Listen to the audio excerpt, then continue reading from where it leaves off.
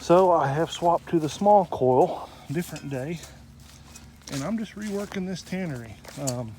Small coil has produced things in places that I felt like were dug out.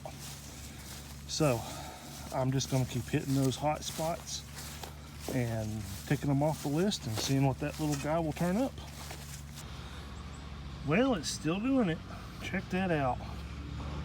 Hard hunting spot, and I got a tiny little squeaker. And we got a penny. It's like a wheat penny.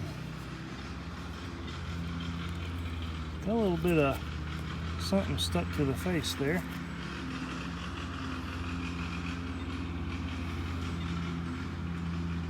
$19.44 looks like coming through. Very cool. Alright, what do you guys think about this? I know we've got a piece of rope here, but it's rope with a purpose.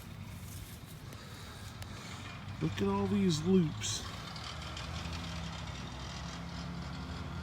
And then it ends, that's why I found it, a little brass cap connecting the two ends together.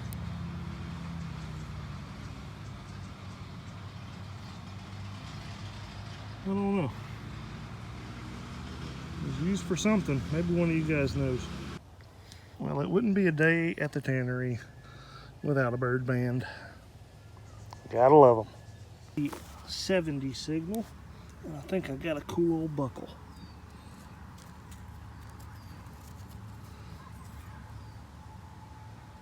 I don't know if that's a tack buckle. Yeah, I reckon it is. That is pretty cool. I'll take it. Alright guys, this is the pile that produced all the artifacts, and I have been randomly dropping by just to see what is washing out of the tailings. And I haven't been back in a while, and boy did it change. It really washed because we got some rain. So, one thing catching my eye right off the bat that may be nothing more than a flake is that right there.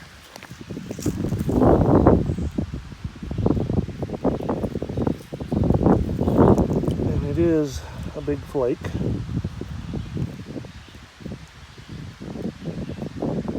I got a few other things to look at. I see some more quartz there. Let's go look around for a minute. If I see anything, I'll turn the camera back on. Guys, I don't know on this one, to be honest with you. You see how that's beveled out?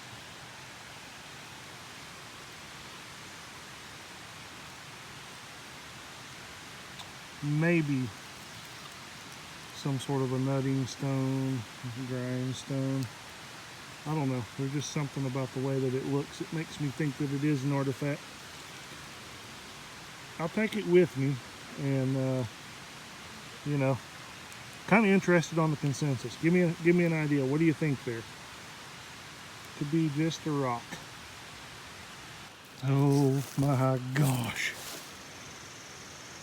Oh man, I tell you, sometimes you can just smell them. Like you can just feel that you're there, that you're close. And gosh, did I have that feeling. Found that thing, which, you know, may or may not be anything. I feel that it is, possibly. But man, I couldn't leave this spot. I just kept looking. I'm got my metal detector, but I'm scanning with my eyes. Whew, it's broke, but good gracious. Look at that. Oh, holy moly, that would have been a killer. Look at that. Isn't that beautiful? just laying here. Gosh, I knew it was going to be here. Wow. Alright, gonna keep looking. What in the world would that be?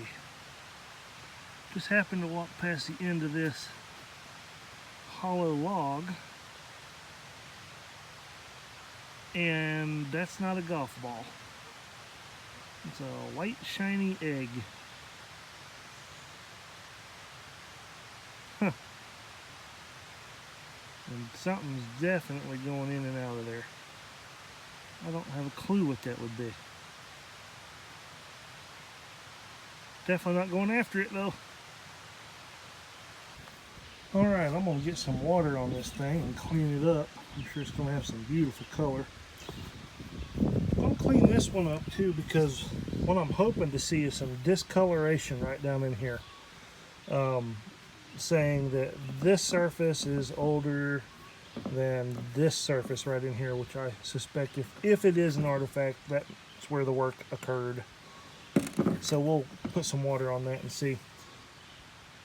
How did you find this sort of stuff?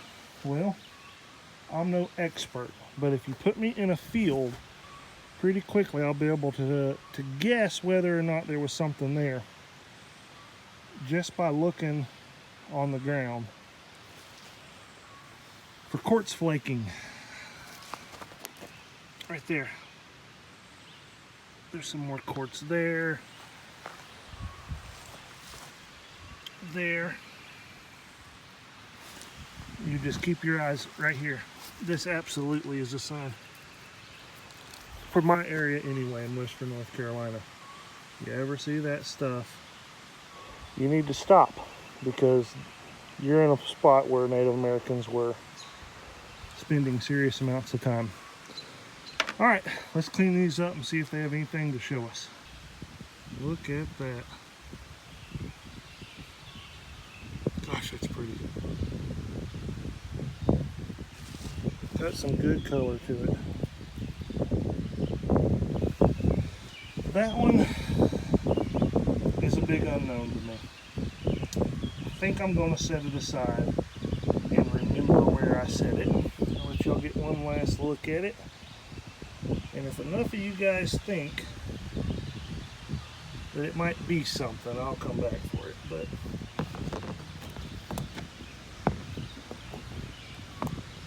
I don't know.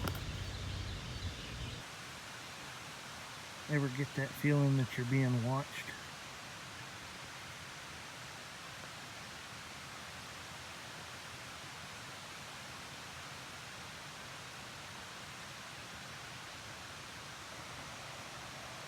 There he is.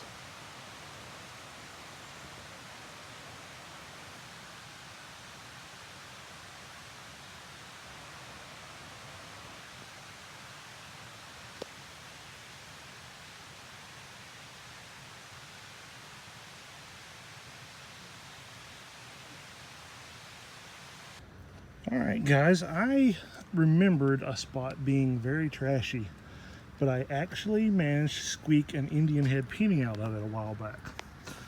So I brought the little nail coil in here. Got one little funny brass piece, but that's not what I want to show you. That's what I want to show you. That is a printing plate.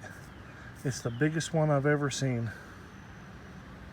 And I'm hoping that's an advertisement for something, and I can get some good detail off of that. It's always hard to try to, what are those letters? Think in reverse. Let's see. Here we go.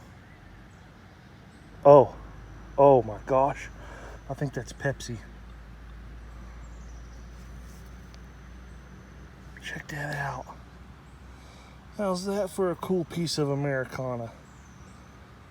Maybe there's a picture or something going on right up in here. That's pretty wild right there. I like that.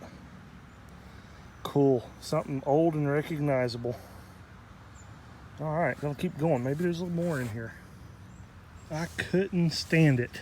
I had to find me a mud puddle and wash this off. And I had to sit down here and do Googling. I ain't swung that machine in the last 20 minutes. This is awesome. Take a crack at the age on this.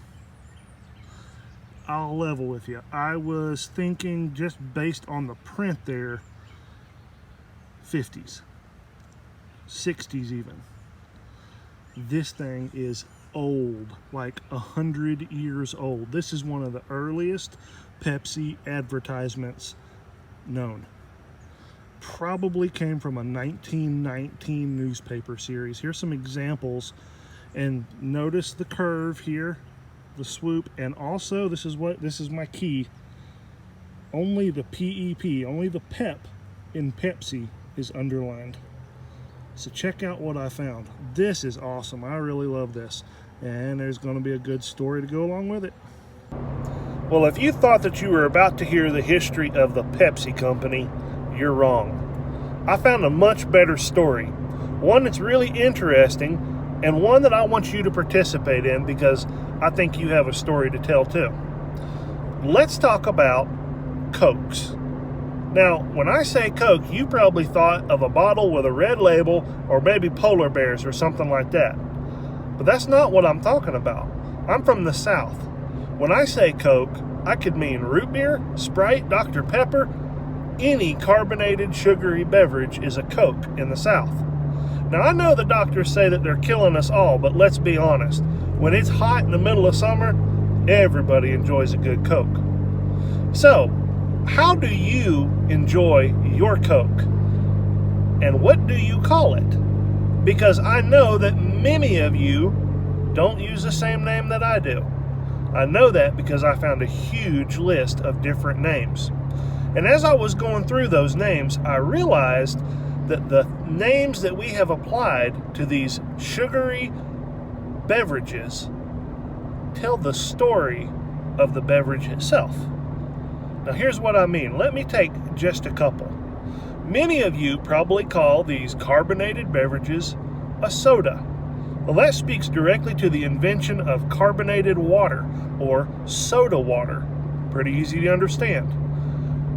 Some of you call them soft drinks. Where did that term come from? Well, that term originated back in Prohibition. Prohibition had a huge hand in making these soft drinks a rage across the nation because hard drink wasn't available. So soft drink became the alternative.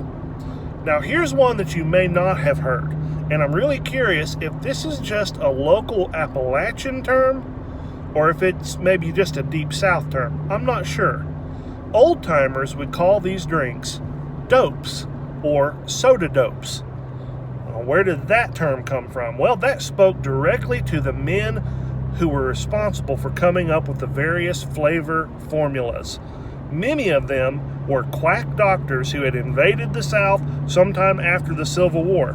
If you're a bottle hunter, you know exactly what I'm talking about because you've dug up all sorts of bottles with all sorts of elixirs, tonics, and cures, right? Soft drinks, sodas, were no different. Why do you think the word pep in Pepsi was underlined in that printing plate that I dug up? They were promising you to drink a bottle of Pepsi meant putting a little pep back in your step. And Pepsi wasn't the only one doing this. I'm sure you've all heard the story of Coca-Cola containing trace amounts of cocaine. Guess what? Not an urban legend. It was the truth, and the formula had to be quietly altered when Prohibition came around. So there you have it, a little bit of the history that comes directly from the names that we use. So I want you to do this in the comments. Where do you live and what do you call it? And maybe, if you want to, even tell us how you enjoy it. I tell you what, it is hard to beat a Coca-Cola with a big old bag of boiled peanuts.